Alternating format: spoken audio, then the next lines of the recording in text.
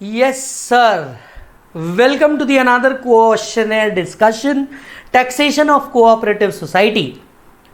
Cooperative society को deduction मिलता है एटीपी के अंदर में, आपको याद होगा। इसके अलावा कंज्यूमर कोऑपरेटिव सोसाइटी को जनरल डिडक्शन 1 लाख रुपीज मिलता है और अदर कोऑपरेटिव सोसाइटी के लिए जनरल डिडक्शन 50,000 रुपीज का है। यस और नो?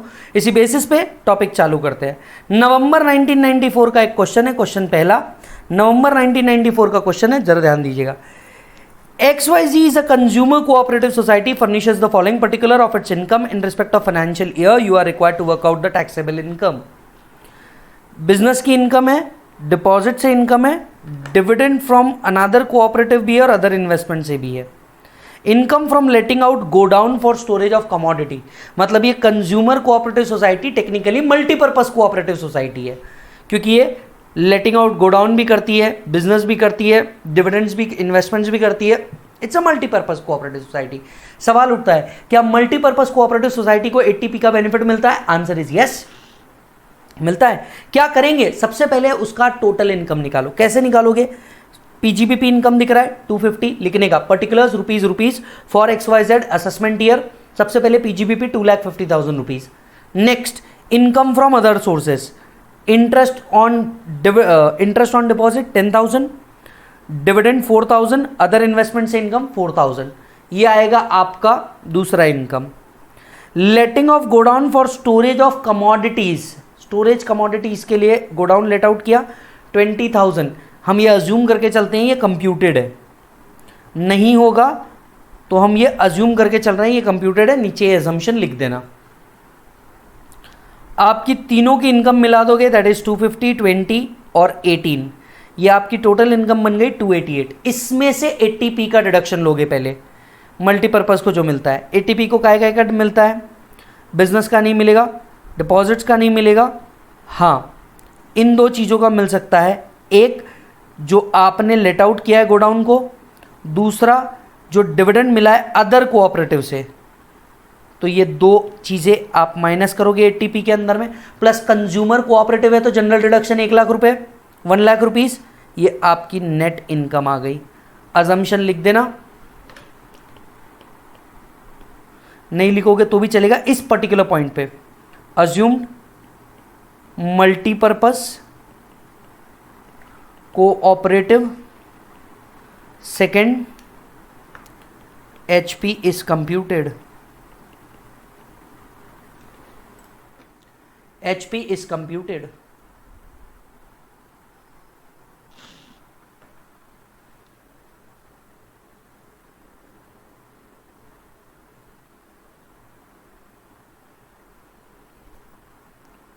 Done sir.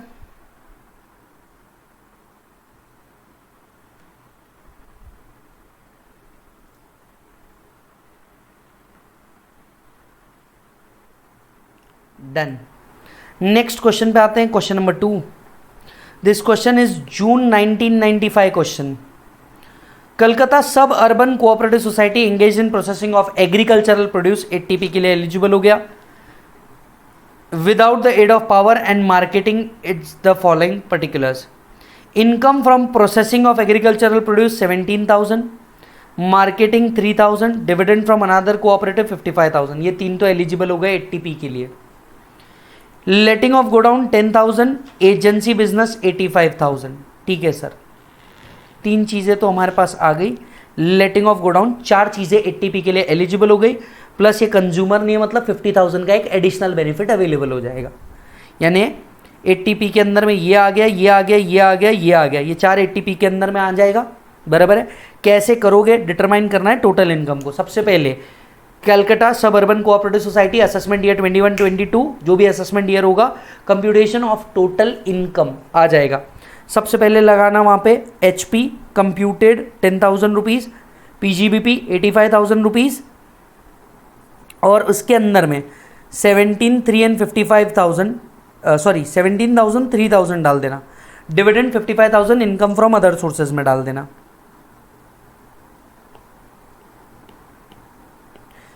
ये बन जाएगी आपकी ग्रॉस टोटल इनकम। इसमें से चार चीज़ का डिडक्शन आ जाएगा, agricultural processing, marketing of agricultural produce, dividend from another cooperative society, letting out of godown और एक जनरल डिडक्शन 50,000 रुपीज़ का, आपकी नेट टोटल इनकम आपके सामने आ जाएगी। दुनिया का सबसे सिंपल चैप्टर है ये, दुआ करना है चैप्टर आए।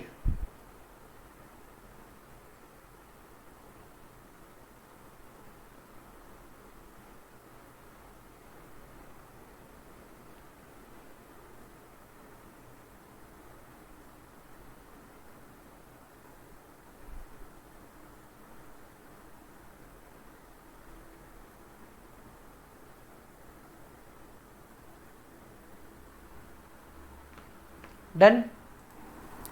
नेक्स्ट क्वेश्चन के ऊपर आ जाइए।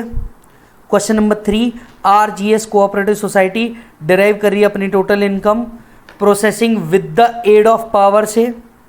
Processing with the aid of power, इसके लिए एटीपी का डिडक्शन नहीं मिलता। कलेक्टिव डिस्पोजल ऑफ लेबर मिल जाएगा। Interest from another cooperative society मिल जाएगा।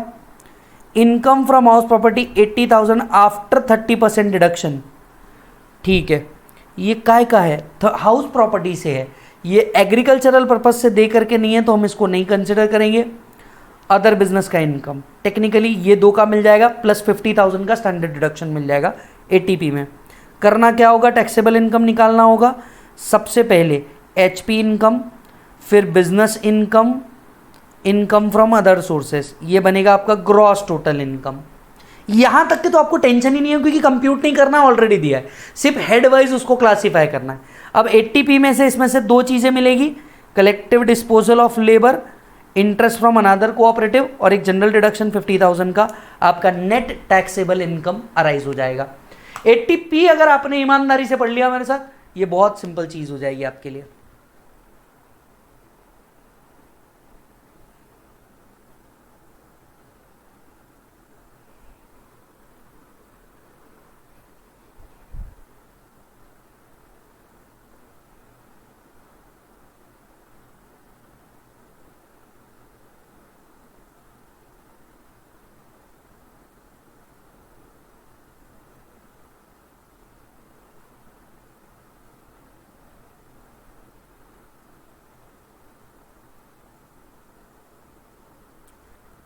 यस, चलो जी, लास्ट क्वेश्चन है, जून 2001 में आया हुआ क्वेश्चन है। Total income of a cooperative society not being a consumer cooperative society, other है। बैंकिंग बिजनेस से आया हुआ है income, letting to a cottage industry आएगा, मार्केटिंग ऑफ एग्रीकल्चरल प्रोड्यूस आएगा, income from purchase sale implements आएगा, business नहीं आएगा, interest and dividend from another cooperative society, collective disposal of labour plus 50,000 का एडिशनल डिडक्शन।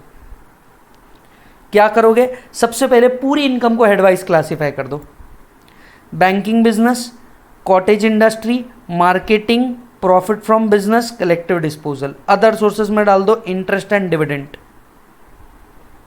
ये बन गई आपकी ग्रॉस टोटल इनकम। इसमें से 1 2 3 4 5 प्लस 50,000 जनरल डिडक्शन, 1 2 3 4 5 प्लस 50,000 का जनरल डिडक्शन 85,000। अगर आपने मेरे साथ एटीपी पढ़ा है, ये आपके लिए दुनिया के सबसे इजी क्वेश्चन बनने वाले हैं, स्पेशली जब आपने मेरे साथ मोर देन 70 क्वेश्चंस को सॉल्व किया है पीजीबीपी के अंदर। अब ये आपको बिल्कुल हद फालतू क्वेश्चन लगेंगे।